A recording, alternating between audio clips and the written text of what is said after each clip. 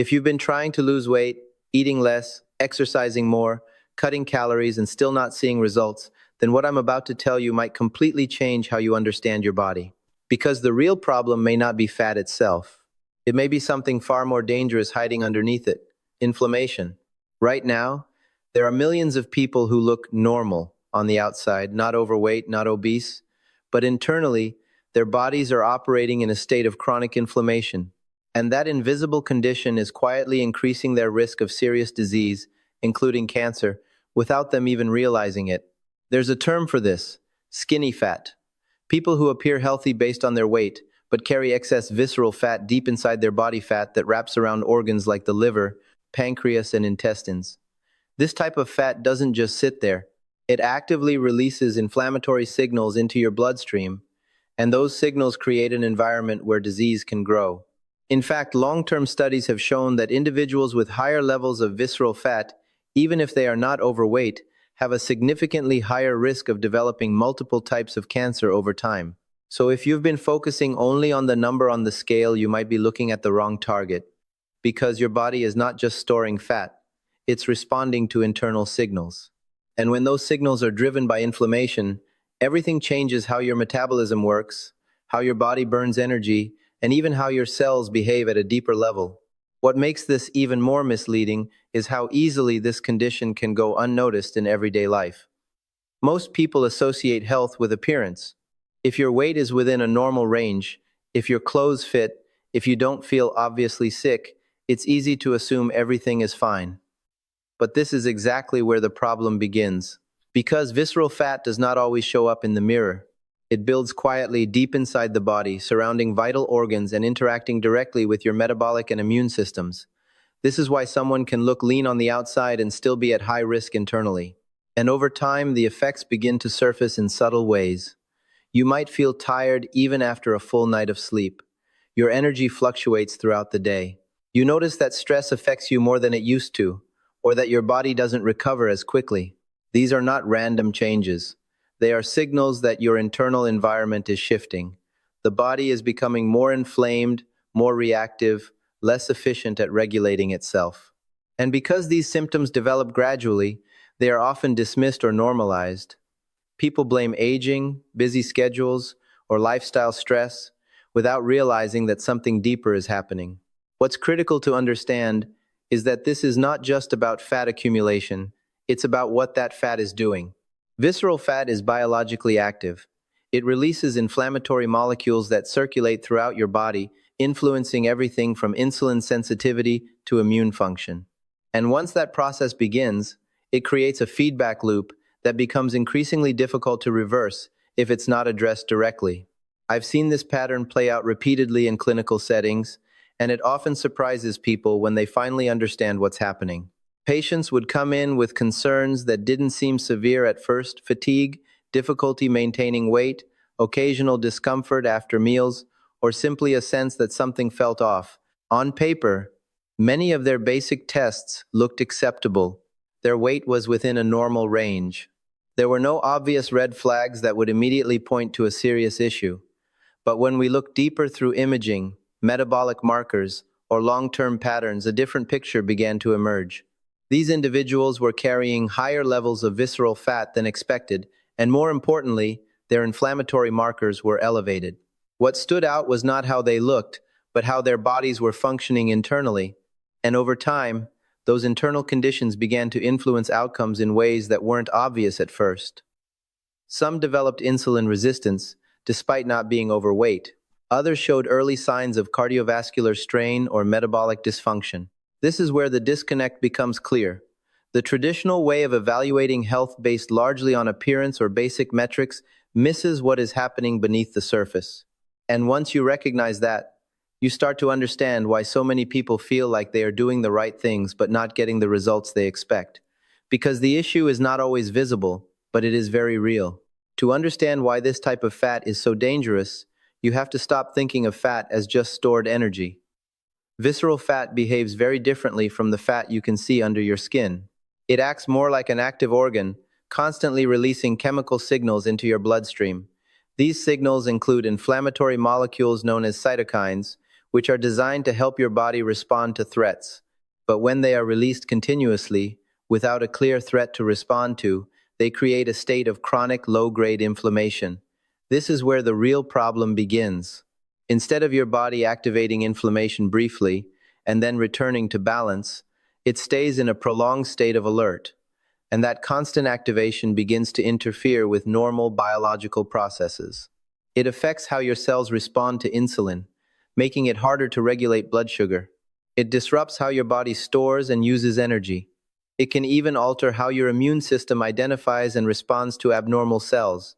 Over time, this creates an internal environment that is more favorable for disease to develop and progress.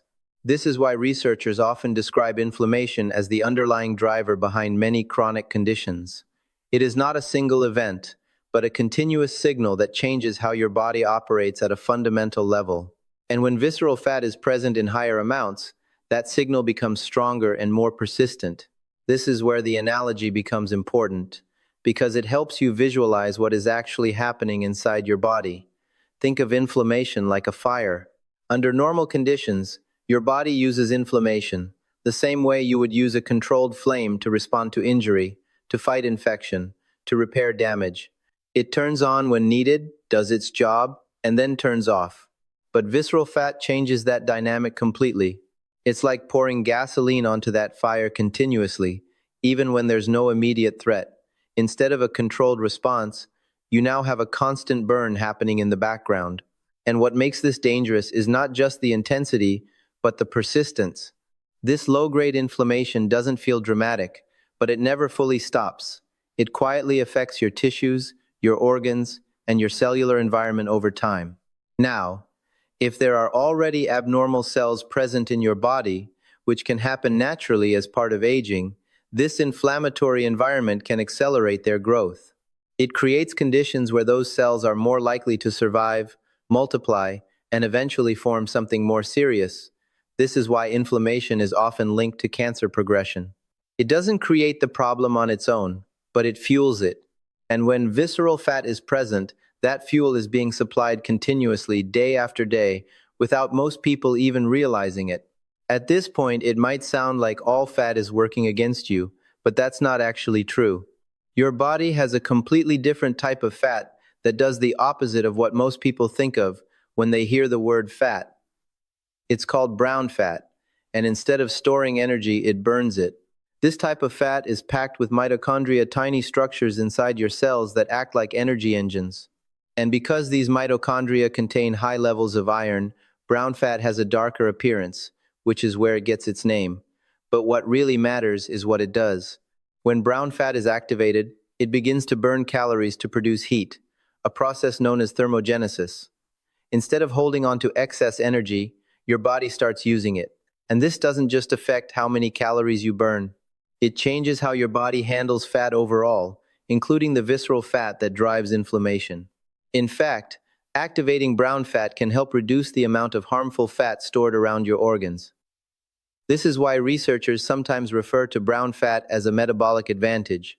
It gives your body a built-in mechanism to counteract excess energy and reduce inflammatory load. The problem is that in most adults, this system is underutilized. It's there, but it's not being activated regularly.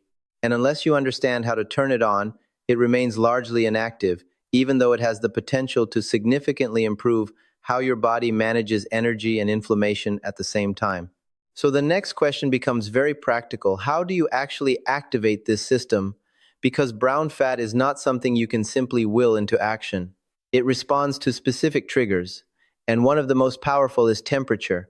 When your body is exposed to cold, even for a short period of time, it creates a mild stress response.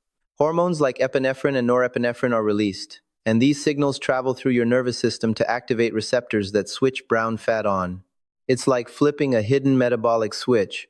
Suddenly, those mitochondria begin burning energy to generate heat, and your body shifts from storing to using fuel. This is why practices like cold exposure, whether it's a cold shower, a cold room, or more advanced methods like cold plunges, have gained attention. They're not just about mental toughness. They're directly influencing how your metabolism operates. But temperature is only part of the story. Certain nutrients can activate similar pathways. Omega-3 fatty acids, found in foods like fatty fish, have been shown to support brown fat activation and reduce visceral fat over time. What's interesting is that this effect isn't limited to high-fat fish. Even lean fish with lower levels of omega-3s have demonstrated measurable benefits in long-term studies. This suggests that your body is highly responsive to even modest signals when they are applied consistently. And when these triggers are combined environmental and nutritional, the effect becomes even more pronounced. But even with these activation strategies, there is another layer that cannot be ignored, and that is inflammation itself. Because if your body is already operating in a highly inflamed state, it becomes much harder for these systems to function efficiently. This is where nutrition plays a critical role, not just in activating brown fat, but in lowering the inflammatory signals that are driving the problem in the first place. Certain foods have been shown to directly counteract inflammation at a cellular level. Berries, for example, are rich in polyphenols compounds that help neutralize oxidative stress and reduce inflammatory pathways in the body. Citrus fruits provide vitamin C, which supports immune regulation and helps bring down inflammation. Extra virgin olive oil contains specific polyphenols that have been shown to act in ways similar to anti-inflammatory compounds, helping to calm the internal environment. And then there is green tea, which contains catechins like EGCG, compounds that help reduce oxidative damage and support metabolic balance. But beyond individual foods, fiber plays a foundational role. When you consume fiber-rich foods, you are not just feeding yourself, you are feeding your gut microbiome. And in response, your gut bacteria produce short-chain fatty acids, compounds that directly help lower inflammation and support the integrity of your internal systems. This is why a consistent pattern of anti-inflammatory foods has such a powerful effect over time. It doesn't just reduce symptoms.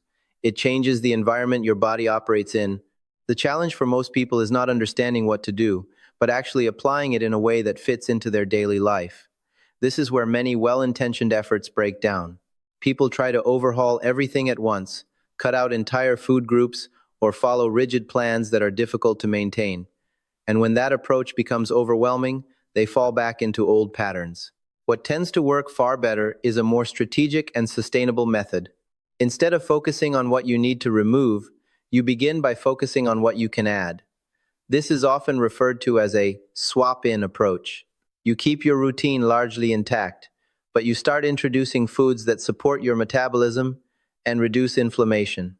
For example, instead of eliminating everything you enjoy, you begin adding sources of omega-3s, incorporating fiber-rich foods, and including anti-inflammatory ingredients into meals you already eat. Over time, these additions begin to displace less beneficial choices naturally, without the sense of restriction. Another critical step is awareness. Simply tracking what you eat for a short period without judgment can reveal patterns that most people don't notice. How often you snack, how much processed food is included, how little fiber is present. That awareness alone can create a shift. Because once you see what's actually happening, you can make adjustments that are realistic and consistent. And consistency is what allows these biological systems to respond and adapt in a meaningful way. When you step back and connect everything we've covered, the message becomes impossible to ignore. This is not just about weight, and it's not just about appearance. It's about the environment inside your body. Visceral fat is not passive, it is actively driving inflammation. That inflammation doesn't stay in one place. It spreads, affecting your metabolism, your immune system, and even the conditions in which disease can grow. At the same time, your body has a built-in system to fight back. Brown fat can burn energy instead of storing it. Certain foods can reduce inflammation and restore balance, and your daily choices can either fuel the problem or begin to reverse it. This means the outcome is not fixed. It is being shaped every single day by what you consistently do. Now think about your own routine, honestly. Not what you intend to change next week, but what you're actually doing right now. What are you feeding your body on a daily basis? Are you unknowingly supporting inflammation? Or are you giving your body the signals it needs to shift into a healthier state?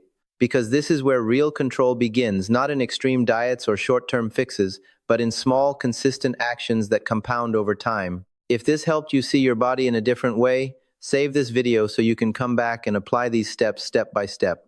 And subscribe to the channel if you want clear, science-based insights that help you take control of your health in a way that actually lasts. The truth is, your body is not working against you. It is responding to the signals you give it.